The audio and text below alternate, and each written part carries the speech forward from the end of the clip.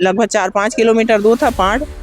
तो वहाँ मैं आसानी से आना जाना, मतलब दोनों ड्यूटी अच्छी तरह से निभा लेती थी। लेकिन अब जो 70 किलोमीटर हुआ है वहाँ से तो दोनों में मतलब मैं एकदम असमंजस में हूँ।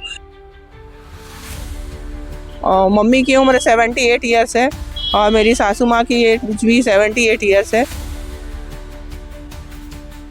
बिलासपुर जिले से एक बेहद ही संवेदनशील मामला निकल के सामने आया, जिसमें एक शिक्षिका अपने ट्रांसफर के लिए दर दर के ठोकर खा रही है। आपको बता दें, ये जो शिक्षिका है उनके कांधों पर दो बुजुर्ग महिलाओं की जिम्मेदारी आप देख सकते हैं तस्वीरों में कि एक जो वृद्ध महिला है वो ढंग से खड़े तक नहीं हो पाती, वहीं दूसरी एक वृद्ध महिला है। एक जो वृद्ध महिला है वो इन जो शिक्षिका है उनकी एक मम्मी है और इनकी सास है, जिनके पूरी जिम्मेदारी शिक्षिका के ऊपर है। इनका ट्रांसफ़र करीब 80 किलोमीटर दूर कर दिया गया, इसे लेकर कलेक्ट्रेट कार्यालय पहुंची है। आइए उनसे बात करते हैं किस तरीके की परेशानी निकल के सामने आ रही है और क्या कुछ मांगों को लेकर यहाँ पहुंची। जी मैडम, आपका नाम बताएंगे?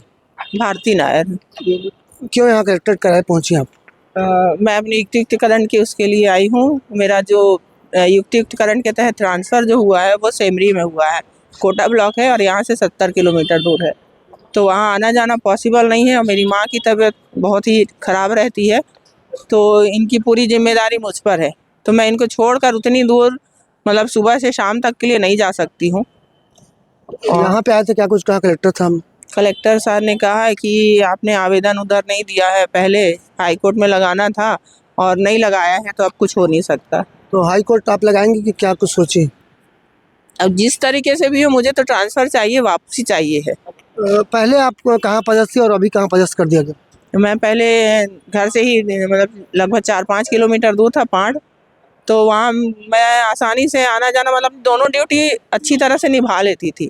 लेकिन अब जो 70 किलोमीटर हुआ है वहाँ से तो दोनों में मतलब मैं एकदम असमंजस में हूँ कि मैं ना इधर कर सकती ना उधर कर सकती, दोनों ही नहीं हो पा रहा है। आपको ड्यूटी भी करना है और आपके कांधे के ऊपर दो बुजुर्ग महिलाओं की जिम्मेदारी कैसे कर पाएंगी? पॉसिबल नहीं है सर, इसलिए मैं अभी तो छुट्टी में हूँ। और लेकिन पूरा ध्यान ये भी रहता है कि बच्चों का भी भविष्य है, उनको भी देखना है। तो उन लोगों की मतलब एक अंदर ही अंदर मुझे ये लगता है कि मैं अपनी पूरी जिम्मेदारी निभा ही नहीं पा रही हूँ।